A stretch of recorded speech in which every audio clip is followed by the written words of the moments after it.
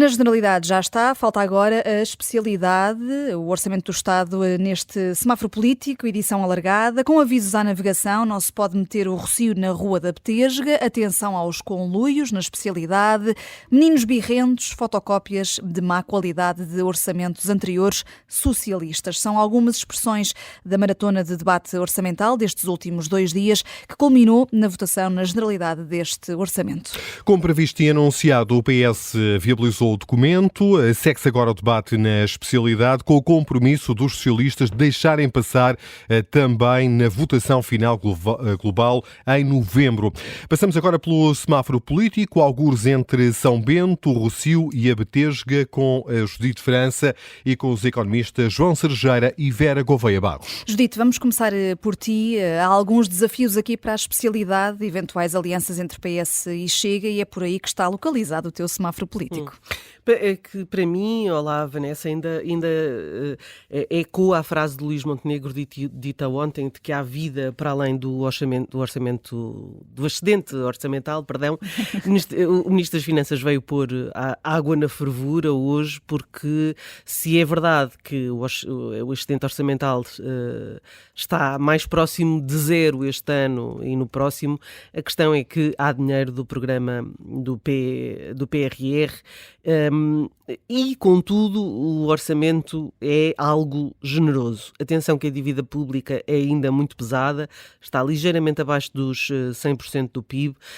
O orçamento mantém o objetivo de reduzir o peso da dívida pública, mas a margem é tão curta que o risco de irmos a déficit com facilidade depois da especialidade é real. Ora, com uma margem excedentária próxima do zero e com a especialidade a prometer comer mais, porque na especialidade, enfim, a especialidade só Deus sabe o que será. São muitos dias vertiginosos, com muitas propostas, às vezes superam as 100 propostas, em que é preciso um cardápio longo para seguir, e onde antevê o governo pode haver alianças entre o PS e o Chega na especialidade. À partida pode parecer estranho, mas convenhamos, já vimos acontecer, no caso da Escudo, por exemplo. Portanto, é normal que o Governo tema que isso possa voltar a acontecer. Daí que a conversa de Luís Montenegro de há risco para além de que há vida para além do déficit parece-me um bocadinho arriscada.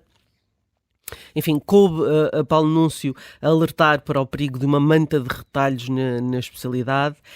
Isso pode ser uma espécie de pesadelo de Halloween para o governo, porque no fundo pode transformar-se numa espécie de orçamento de Frankenstein. Depois de muito ter acusado, Pedro Nuno Santos fez um discurso falando da necessidade de escolher setores, enfim, algo mais programático e nada dramático, como foi, por exemplo, a primeira intervenção ontem. E eu só queria deixar aqui umas notas. Por exemplo, Alexandre Leitão disse que o governo privilegia o durar em vez de fazer, fazer o que queriam, não puderam, exatamente para que continuasse a haver governo e não andássemos de 3 em 3 anos em eleições, coisa que, aliás, o próprio Pedro Nuno Santos disse naquele orçamento, disse naquela comunicação no Largo do Rato. Houve um momento em que eu ouvi o debate no Parlamento e imaginei que estava a ouvir uma turba numa manifestação. Foi absolutamente pavoroso. E é uma vergonha que os deputados se comportem assim, e como dizia o Aguiar Branco, com escolas a ver. E isso sim é um momento de verdadeiro Halloween, porque uma pessoa fica com os cabelos em pé. Pelo menos diferente do comportamento dos deputados em anteriores discussões do Orçamento do Estado. Isso seguramente também nem todos podemos ficar com os cabelos em pé.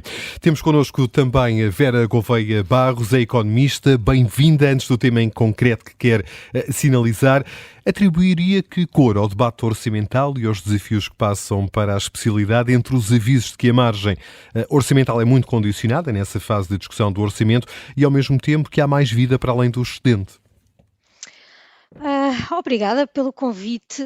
O meu sinal para este processo na sua globalidade é de um amarelo, não só pela elevação do debate ou pela falta dela, e de facto esta cena final não é nada edificante, mas é um amarelo também porque, e eu sei que na estrada as pessoas muitas vezes não adotam esse comportamento, mas o amarelo sinaliza que é para abrandar. E eu aqui acho que é para abrandar, não em termos de crescimento económico, obviamente, não é isso que eu desejo, mas precisamente também porque sou economista, sei que estas coisas funcionam em ciclos e nós agora estamos numa fase boa do ciclo, mas o previsível, e aliás o próprio Conselho de Finanças Públicas sinaliza os riscos e não seria preciso fazê-lo porque nós nos apercebemos de que há um conjunto de fatores, desde logo a instabilidade política mundial que vivemos, que pode sair agravada das eleições norte-americanas, com reflexo nos conflitos que aqui temos perto de nós e que depois tem impacto na inflação, o que logo por si tem consequências económicas. Isto para dizer que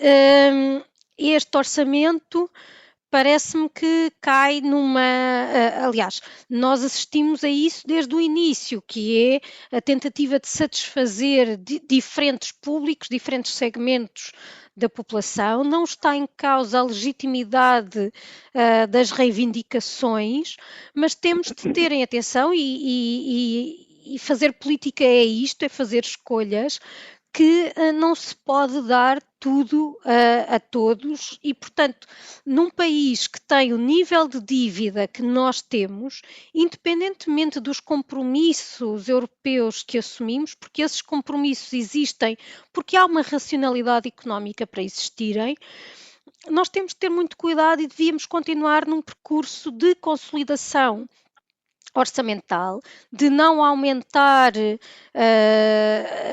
consideravelmente a despesa, principalmente se estivermos a falar de despesa que depois cujo aumento vai permanecer ao longo do tempo e deveríamos continuar este percurso de consolidação orçamental para irmos reduzindo a dívida e depois então de fazermos esse percurso de redução da dívida a um ritmo substancial, podermos passar, aí já é uma perspectiva minha, sem comprometer as funções essenciais do Estado Social e eu acho que algumas coisas necessitam de mais investimento, de mais dinheiro, mas outras também passam muito por uma melhor organização. Portanto, sem comprometer a qualidade e até aumentando a qualidade dos serviços públicos, conseguir ir fazendo aqui um equilíbrio entre não deixar a despesa aumentar e os excedentes depois, ao longo do tempo, irem-se convertendo em reduções de impostos, devolvendo às pessoas e às empresas a liberdade para gerir o rendimento que criam. Já vamos, Vera Gouveia Barros, também é um sinal particular que quero trazer aqui, que tem que ver com o imobiliário, mas já agora vou chamar João Cerejeira, bem-vindo também a este semáforo político especial. Sei que tem aqui 3 cores de semáforo, uma delas também aqui a propósito da despesa, como estava aqui a Vera Gouveia Barros a falar. Não sei se quer começar até por aí, por este sinal amarelo para o crescimento da despesa líquida em 4,9%, acima do valor de referência da Comissão Europeia e muito acima da previsão da inflação. Sim, portanto, esse é o meu primeiro, antes de mais, boa tarde, desculpe, antes de falar no sinal amarelo, boa tarde e cumprimentar também a Vera e vocês aí da Rádio Observador.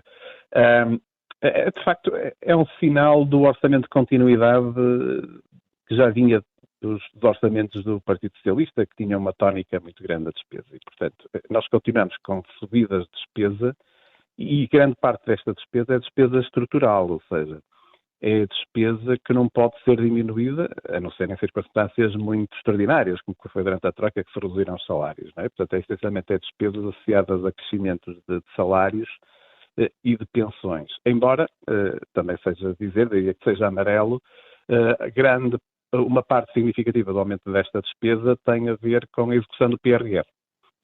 tem a ver com a execução do PRR e, portanto, nesse caso não é despesa que se vai repetir, é despesa de capital e de investimento. Agora, o aumento de 4,9 é acima da inflação e um bocadinho acima do crescimento nominal do PIB, ou seja, se nós, além da inflação, adicionarmos o que está esperado para o crescimento do PIB, que o PIB nominal vai crescer um bocadinho abaixo de 4,9, quer dizer que a despesa como um todo vai aumentar o seu peso no PIB. Portanto, isto, estando um governo que poderia ser tendencialmente mais liberal até do que os governos mais à esquerda do Partido Socialista, de alguma maneira até é surpreendente. Portanto, esta tónica do lado da despesa pública. Portanto, e corroboro tudo aquilo que a Vera disse há pouco. Portanto, há aqui um risco. Mas há capacidade para acomodar este aumento de despesa? O lado do PRR é acomodado pelas transferências. Não é? Portanto, aqui, em termos líquidos, praticamente se compensa. Agora, o lado, e é o meu sinal verde, que é como é que é acomodado este aumento da despesa. Portanto, como eu disse, por um lado são as receitas do PRR, por outro lado é uma fé de que o crescimento económico mais a inflação, portanto o crescimento nominal do PIB, permita aumentar as receitas fiscais, diminuindo ao mesmo tempo o seu peso no produto. Portanto, isto pode parecer contraditório, mas não é. Portanto, como o bolo aumenta mais, o Estado consegue arrecadar mais impostos, nomeadamente mais impostos indiretos, e depois com a redução no IRS, e ligeiramente no IRC, fazer uma ligeira redução na carga fiscal, ou seja, no peso que os impostos têm nesse bolo como um todo. Portanto, o bolo aumenta, mas a fatia para os impostos desce 0,2, que não é quase nada. E agora só uma nota. Estes desce 0,2, mas está previsto no orçamento que as contribuições sociais também subam 0,2 pontos percentuais do PIB, ou seja, se somarmos a parte fiscal dos impostos com as contribuições para a segurança social, há aqui o efeito líquido é nulo, portanto mantém-se o mesmo peso, digamos, do contributo dos contribuintes, seja para a segurança social, seja através dos impostos, para o Estado. Portanto, embora o Governo tenha sido bastante vocal a dizer, e eu dou o sinal verde porque é a primeira vez em muitos anos que de facto descemos a carga fiscal sobre o produto. Mas, atenção que as contribuições sociais, que não são impostos, digamos, à luz da teoria da economia pública, mas, digamos, o contributo, digamos, da sociedade para as despesas do Estado mantém-se no mesmo peso, na mesma proporção relativamente ao ano passado. Sinal verde para este aspecto em particular, atribuído pelo economista João Cerejeira. Vera Gouveia Barros, vamos então à outra questão que queria sinalizar precisamente neste semáforo político e que se prende exatamente com o tema da habitação. Não é, pois não, Vanessa, é o tema da habitação. É Vera Gouveia Barros, de resto é especialista nesta área.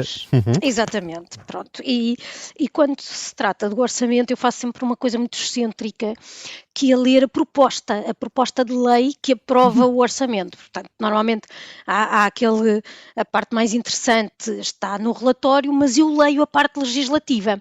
Até porque depois... São muitas páginas. São, mas eu disse que era excêntrico, não é? E não é assim a literatura mais fácil do universo. Mas é aqui que nós encontramos sempre uma coisa que eu agora descobri que tem o nome de cavaleiros orçamentais, o que me parece assim um nome muito nobre, porque eu sempre os vi como penduras. Acho que são penduras, são tipo aqueles miúdos que se agarram ao elétrico e vão sem pagar. Que é um conjunto de medidas que não tem nada a ver com o orçamento, mas que aparece aqui para ser aprovado na lei orçamental, que por sinal, na lei orçamental não, na lei que aprova o orçamento, que por sinal é uma lei de valor reforçado. E então encontrei aqui num artigo que todos os anos há uma série de artigos que se repetem, como aqueles que diz que estudos, pareceres e coisas afins não devem ser realizados externamente, a menos que haja uma razão muito bem fundamentada para tal e coisas assim. E um outro artigo comum é este da interconexão de dados. Portanto, basicamente, de como é que há integração de dados dentro da administração.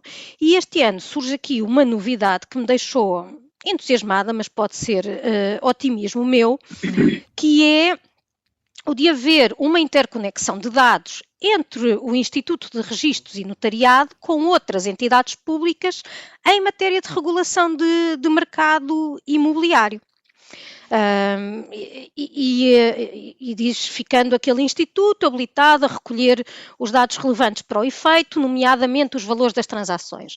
Nós já temos hoje em dia o valor por metro quadrado, que vem precisamente de uma interconexão de dados, mas eu espero que isto possa ser um passo adiante e que agora possamos ter dados mais desagregados e conhecer coisas como, por exemplo, qual é que é a faixa etária de quem compra casa, que é uma coisa, é um dado absolutamente fundamental para eu saber se estas medidas que foram implementadas ao nível da habitação jovem, concretamente da isenção do IMT, se estão ou não a ser eficazes. Portanto, para eu perceber se estas medidas estão a ser eficazes, aquilo que eu preciso de conhecer é quantos jovens é que estão a comprar casa e qual é que é, e o que é que eles representam percentualmente no total de casas que se vendem em cada período, e convém que eu tenha os dados pré-medida também, para perceber o que é que estava a acontecer e identificar grupos de controle, e saber qual é que é também o valor médio dessa transação, porque reparem, a medida foi adotada com a ideia de que o jovem vai poupar dinheiro ao não ter de pagar o IMT. Isso estaria tudo muito bem se eu tivesse um preço para a habitação que é tabelado e, portanto, o preço é aquele, está fixado e o jovem só tem depois de não pagar o IMT. Ora, não é isso que acontece. As pessoas, quando compram uma casa, têm uma negociação com quem está a vender a casa, fazem uma oferta e fazem ofertas tentando oferecer o menos possível, mas também tentando comprar casa. Ora, se nós nesta altura, aquilo que nos é dito é que temos poucas casas à venda para tanta gente à procura, eu quando vou fazer uma oferta pela casa, eu estou muito preocupada com a concorrência de outras ofertas que outras pessoas façam. E daí que é importante este olhar de economista que tem para o orçamento.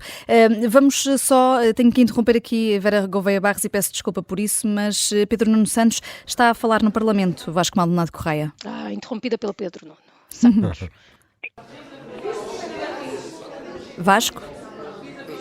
Falou, mas falou muito rápido, disse apenas... O PS fez o seu papel, a abstenção, e rapidamente se dirigiu aqui para a sala do grupo do Partido Socialista. Foram... Aqui algumas dificuldades com o contacto com o Vasco Maldonado Correia, falhas de rede na Assembleia da República. A Vera Gouveia Barros, só para concluir o ponto que Sim, estava mesmo a concluir e o que eu estava a explicar é que o jovem vai tentar, sabendo que tem a concorrência de muitas outras pessoas na procura de casa, o que vai oferecer é o máximo que puder e, portanto, agora se tinha 400 euros e antigamente estes 400 euros, coitada, se não ia comprar nem um porta-chaves, quase. Vamos imaginar que tinha 400 mil euros, um casal, e fazia esta divisão entre eu posso oferecer 300 e tal e depois o resto tenho que pagar o IMT, agora em vez de oferecer os 300 e tal ofereço os 400, mas na verdade o que ele vai estar a gastar é o mesmo. E é por isso que é muito importante nós termos estes dados, que eu espero que seja isso que significa este número 3 no artigo 150º da proposta de lei. Já vamos voltar a falar de habitação, até para perceber se, na opinião de Vera Gouveia Barros, este orçamento dá resposta às preocupações que há de jovens e não só no acesso à habitação. Mas voltamos à conversa com o economista João Cerejeira, que já aqui nos deu conta dos dois sinais, amarelo e verde, falta o vermelho. Este sinal vermelho é atribuído a quê? Atribui o sinal vermelho à descida do peso das prestações sociais no produto em 0,2 pontos percentuais. Ou seja, dentro de vários, nós falámos há pouco que é um aumento da despesa líquida acima até do aumento do PIB nominal, mas quando olhamos para as despesas com prestações sociais, o crescimento é muito menor, é mais lento, portanto, e isto num contexto em que Portugal ainda tem um problema sério de pobreza. E de pobreza, quando falamos de pobreza, não só pobreza relativa, portanto, aquela ideia, um pobre na Holanda ou na Dinamarca é mais rico, digamos, tem mais condições de vida do que tem um pobre em Portugal. Portanto, não é só questão da pobreza relativa, é também da pobreza absoluta. Nós temos ainda cerca de 1 em cada 5 famílias que não têm capacidade de aquecer a sua casa durante o inverno. Isto, no caso, por exemplo, da população mais vulnerável, mais idosa, isto representa maior mortalidade quando vêm aquelas vagas de frio e, portanto, o inverno está aí à porta. E isso acontece todos os anos, isso é um problema social gravíssimo. Nós temos ainda 1 em cada 10 trabalhadores em Portugal que é pobre, ou seja, o seu trabalho não é suficiente para sair de uma situação de pobreza. Portanto, há aqui, de facto, um problema que foi agravado durante a pandemia. As taxas de pobreza não se reduziram significativamente após a pandemia, portanto, pelo contrário, ainda em níveis muito elevados e, portanto, de facto não se compreende muito bem a razão desta diminuição das prestações sociais em termos de peso. Portanto, elas crescem, mas crescem a um ritmo menor do que todos os outros agregados. Isso é motivo de preocupação para o economista João Cerejeira, tendo em conta, como aqui acabámos de ouvir, os indicadores de pobreza em Portugal. Vamos regressar ao Parlamento desta feita para ouvir André Ventura, que fala aos jornalistas nos Passos Perdidos. Vamos escutar. Aliás, bastava ver agora mesmo, pela expressão de Pedro Nuno Santos, Pedro Nuno Santos compreendeu hoje que está amarrado ao Governo. E, portanto, nós não estamos, nós seremos a oposição que faz falta. Isto não quer dizer que outros não sejam também, mas que eu saiba, a seguir ao PS, Chega ao maior partido, e é o partido que liderará essa oposição. Portanto, eu não sei o que é que Leitão Amar queria dizer com isso. Também queria deixar claro o seguinte, para que não haja aqui surpresas. Desvirtuar o orçamento não é fazer cumprir o nosso programa. Nós acabámos de ter mais 2 medidas, como a requalificação de uma escola, que o Governo votou outra vez contra e foi aprovado. Isto é a política, isto é a democracia. Se chegar ao Parlamento, como eu já deixei claro ontem, um aumento de pensões, por exemplo, ou a proibição de descongelamento da taxa de carbono, com que cara é que nós podíamos dizer uma coisa hoje e ir votar contra isso? Isto não é aliança nenhuma com ninguém. Isto é fazer cumprir aquilo para que fomos eleitos. Ora, o mesmo Governo que arrogantemente disse que não queria maiorias, não precisava delas, agora vem falar de coligações negativas. Eu espero que o Governo tenha um pouco mais de humildade. Nós vamos trabalhar na especialidade com responsabilidade, como digo, com responsabilidade, mas sobretudo nesta área, de parar os aumentos dos combustíveis e de aumentar as pensões mais baixas. Não nos peçam que votemos contra isto ou que não apresentemos propostas. Aliás, o mais provável é até sermos nós a apresentar as propostas. Cirúrgicas que vai fazer na especialidade podem ou não desvirtuar. Olha, e agora é Pedro Nuno Santos, o secretário-geral do PS. Nós somos um partido responsável e teremos uma postura responsável na especialidade. Mas, citando o Sr. Primeiro-Ministro, há vida para lá do excedente e eu concordo com ele.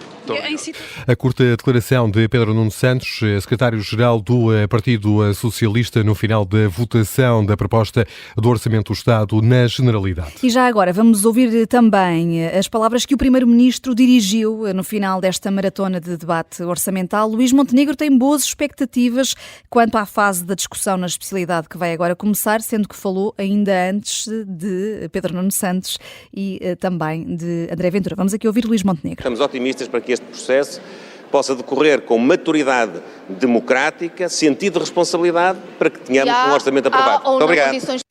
Otimista, aparentemente, Luís Montenegro. Vera Gouveia Barros, há razões para este otimismo ou arriscamos-nos a ter um orçamento manta de retalhos, até pelo que acabou de ouvir?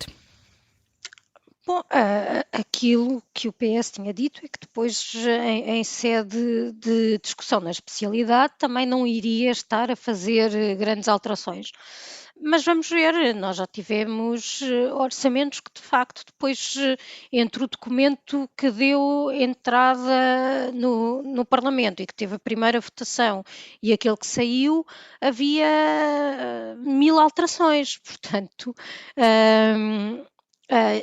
eu acho que vai haver aqui uma tentação, esta ideia de agradar a determinados eleitorados vai-se fazer sentir ainda mais depois em termos das discussões na especialidade. Portanto, independentemente dos compromissos que tenham sido, e aliás o compromisso é depois também de, no seu todo, não alterar aquilo que são os valores, aqueles grandes números para o déficit e para a dívida. Mas depois, dentro da tal especialidade, eu tenho a discussão do orçamento é muito uma discussão de cobertor, não é? Onde é que eu tapo mais Para destapar do outro lado. E, portanto, eu mantendo na mesma a dimensão, posso fazer muitas coisas diferentes aqui dentro. Vamos ver. Vera Colpeia Barros, muito rapidamente, sendo que o tema dava pano para mangas e por isso um pedido de desculpas antecipado por este pedido que lhe estou a fazer. Relativamente ao tema da habitação, é um tema sobre o qual se debruça há vários anos. Este Orçamento do Estado vem dar resposta a esta dificuldade sentida por várias famílias de aceder a uma casa? Bom, vem dar aqui, há um reforço de verbas de programas que já existiam, designadamente do Porta 65, mas onde eu acho que pode haver exatamente o mesmo problema, pela mesma razão que expliquei há pouco, quanto ao IMT. Essa isenção do IMT também é outra das medidas. Temos a parte da continuação do investimento também por via do PRR na oferta pública. Continuamos a encontrar artigos que têm que ver com o alojamento estudantil, mas depois isto é sempre, vamos ver até que ponto é que se implementa aquilo que está previsto, mas também o orçamento é um lugar essencialmente para se falar de medidas em termos de investimento público e em termos de fiscalidade. Se eu acho que em termos de fiscalidade se poderiam fazer outras coisas, acho que sim, nomeadamente em termos de arrendamento, criando uma fiscalidade que fosse mais amiga de senhorios que cobram rendas mais na linha que exigem uma taxa de esforço menor aos seus inquilinos. Acho que se poderia tornar a tributação aqui um bocadinho mais complexa, mas para dar essa bonificação. Fora daquilo que é o programa de arrendamento acessível. Atenção, não é isso. Depois, acho que assim a grande novidade que temos aqui nesta matéria é uma novidade que não sabemos exatamente ainda o que é, porque é uma autorização legislativa e ao contrário do que acontece quando normalmente as autorizações legislativas aparecem num diploma próprio, em que vem já aquilo que se pretende fazer aprovar. Nós aqui temos só uma autorização legislativa para que o Governo mexa no IVA da construção, mas depois não sabemos mais sobre isto. Vemos lá uma referência a custos acessíveis. Daquilo que eu vou sabendo, não tenho dados concretos, mas do que eu vou ouvindo de vários lados do setor, esta questão dos custos controlados tem sido um problema, porque aquilo que é considerado custo controlado, os valores que são apresentados, nomeadamente para efeitos de concurso público, depois são difíceis de cumprir por quem está no setor da construção. E neste momento os números do setor da construção, em termos de emprego, em termos de empresas, mostram-nos que houve, desde os tempos da intervenção da Troika, houve um corte substancial no setor e ele ainda não recuperou para os valores de 2009, o que quer dizer que estas empresas basicamente se podem dar ao luxo de escolher que obras é que fazem e, portanto, as de custos controlados se calhar não são as mais interessantes, mesmo que até sejam execuíveis. João Cerejeira, só aqui uma nota final agora, tendo em conta que ouvimos André Ventura dizer que se houver medidas na especialidade como o aumento de pensões e para travar o aumento dos combustíveis, que o Chega não terá como votar contra e a recusar que haja algum tipo de coligação negativa com o PS pela voz de Pedro Nuno Santos a dizer que é responsável, mas a concordar com o Pedro Ministro que há mais vida para além do excedente orçamental. Que expectativas é que tem para este debate na especialidade? Eu espero que o debate da especialidade não ponha em risco o excedente. Portanto, o excedente é muito curto, a economia portuguesa não está a crescer ao ritmo que seria esperado, portanto, em cadeia, ser agora os números, cresceu 0,2 de um trimestre para o outro. Portanto, apesar de ainda termos, em termos homólogos, estamos num 1,8, mas 0,2 é um crescimento muito curto e o relatório da análise do Conselho de Finanças Públicas também aponta para isso. Portanto, termos um crescimento menor vai implicar uma receita fiscal menor e, portanto, o excedente ser menor ou até ser inexistente. E repara, o excedente porque é que é fundamental? A despesa em juros deste ano para 2025, mesmo com o excedente do ano anterior, aumenta muito porque as taxas de juros nos últimos anos também cresceram imenso e, portanto, nós estamos a pagar um volume elevado de recursos públicos em juros. A importância de manter o excedente é que permite depois, nas novas emissões de dívida, conseguirmos ter taxas mais favoráveis e, quer dizer, poupança de juros nos anos futuros.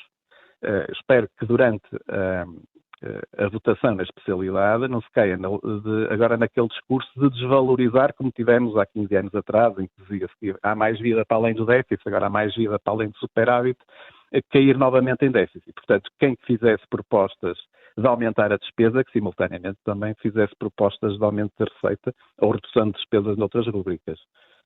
É uma preocupação este equilíbrio das contas públicas e é precisamente este tema que queres sublinhar na tua intervenção final nestes semáforos de diferença. Eu quero voltar outra vez a falar do excedente porque, nem por acaso, Pedro Nuno Santos aproveitou já as declarações de Montenegro para dizer que concorda com o Sr. Primeiro-Ministro que há vida além do excedente. Ora, Nuno Melo fez na declaração final que compete ao Governo dizer que seria incompreensível assistir na especialidade a um conluio das oposições para virar o orçamento do avesso.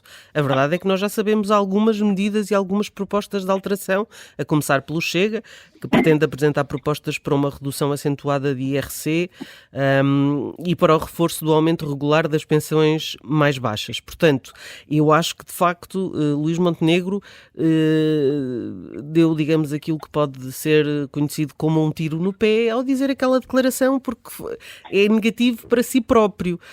Porque toda a gente vai aproveitar essa declaração. Particularmente no tema das pensões, não é? Porque a redução de 2 pontos percentuais, o PS irá votar contra, isso já sabe porque é contra essa medida. Agora, no tema das pensões, se calhar... Mas a questão é ter aberto a porta a esta questão de há mais vida para além do excedente. Não há grande vida porque a margem está muito próxima de zero, não é? E, portanto, competiu ao Ministro das Finanças fazer ali o contraponto e dizendo, atenção, a margem para novas medidas é muito limitada. Portanto, medidas que tenham impacto zero não são medidas que os partidos queiram apresentar. E, portanto, eu acho que vamos ter aqui dificuldades acrescidas na discussão na especialidade e acredito sinceramente que o orçamento apareça na votação global final bastante descaracterizado. Até porque, como se diz, o diabo está nos detalhes e há esse risco de mudanças na proposta de Orçamento do Estado que foi hoje viabilizada na Generalidade pela AD e pelo Partido Socialista. Agradecemos aos economistas João Cerejeira e Vera Gouveia Barros por terem acompanhado aqui a Judite França nesta viagem que passa todas as tardes pelo semáforo político. Ainda nesta digestão que fazemos do debate orçamental, vamos diretos ao assunto, já daqui a pouco com o antigo Ministro das Finanças, Luís Campos e Cunha.